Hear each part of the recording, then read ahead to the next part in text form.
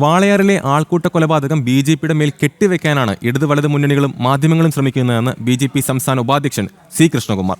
കേസിലെ 4ാം പ്രതി ആനന്ദൻ CIT-കാരനും മുൻ ബ്രാഞ്ച് സെക്രട്ടറിയുമാണ്. കോൺഗ്രസ് മുൻ പഞ്ചായത്ത് അംഗമാണ് കൊലപാതകത്തിന് നേതൃത്വം നൽകിയത്. ഇന്ന് പിടിയിലായവരും കോൺഗ്രസ് പ്രവർത്തകരാണ്. സംഭവത്തിൽ പോലീസിന്റെ ഭാഗത്തുനിന്നും ഗുരുതര വീഴ്ചയുണ്ടായെന്നും C. കൃഷ്ണകുമാർ ആരോപിച്ചു.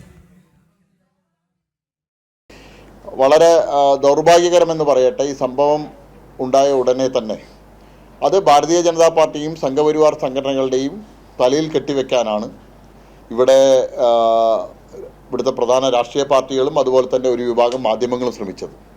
അന്ന് DCC പ്രസിഡന്റും അതുപോലെ തന്നെ KPCC സെക്രട്ടറി ശ്രീ ചന്ദ്രനും പറഞ്ഞത് 14 പ്രതികൾ 15-ൽ 14 പ്രതികൾ RSSകാരാണ്, RSS BJP പ്രവർത്തകരാണ്, ഒരാൾ CPM പ്രവർത്തകനാണ്. ഇപ്പോൾ ഇന്ന് അറസ്റ്റ് ചെയ്യപ്പെട്ട രണ്ടാളും കോൺഗ്രസിൻ്റെ പ്രവർത്തകരാണ്.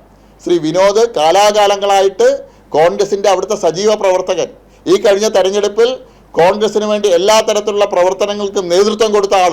ശ്രീ ജഗദീഷ് ഈ കഴിഞ്ഞ തെരഞ്ഞെടുപ്പ് വരെ, തദ്ദേശ സ്വയംഭരണ തെരഞ്ഞെടുപ്പ് വരെ CPMൻ്റെ പ്രവർത്തകരും ഈ തദ്ദേശ സ്വയംഭരണ തെരഞ്ഞെടുപ്പിൽ SK അനന്തകൃഷ്ണന് വേണ്ടി സജീവമായിട്ട് അവിടെ പ്രവർത്തനത്തിന് ഇറങ്ങിയ ആളുമാണ്. അപ്പോൾ രണ്ട് രാഷ്ട്രീയ പാർട്ടികളുടെയും കോൺഗ്രസിൻ്റെയും CPMൻ്റെയും പ്രവർത്തകരെ ഈ ആൾക്കൂട്ട കൊലപാതകത്തിൽ അവർക്ക് പങ്കാളിത്തം ഉണ്ട്.